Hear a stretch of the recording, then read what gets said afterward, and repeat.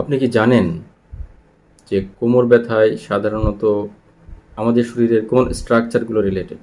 কোমর ব্যথায় আমাদের শরীরের মাংসপেশি, আমাদের শরীরের লেগামেন্ট, আমাদের শরীরের ডিস্ক, আমাদের শরীরের নার্ভ, এই বিষয়গুলো সাধারণত বেশি রিলেটেড। কিন্তু আপনি কি আর কি জানেন যে আসলে কখন বা কিভাবে এই মানুষ বেশিরভাগ ক্ষেত্রে এই কোমর ব্যথায় কষ্ট পেয়ে থাকে? মানুষ সাধারণত মাংসপেশি বা লিগামেন্টের সমস্যার ক্ষেত্রেই সবচেয়ে বেশি কোমর ব্যথায় কষ্ট পেয়ে থাকে।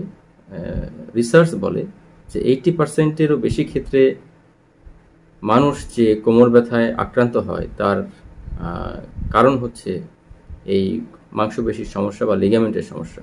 কিন্তু মজার বিষয় হচ্ছে যে আমাদের যে এমআরআই বা আমরা যে এক্স রে বা আমরা সিটি স্ক্যান করি, এর মাধ্যমে এই মাংসপেশি বা লিগামেন্টের সমস্যার ফলে যে কোমর ব্যথাগুলো তৈরি হয়ে থাকে সেটা সেখানে পাওয়া যায় না, বা এই ধরনের রিপোর্টে এই বিষয়গুলো ধরা পড়ে না।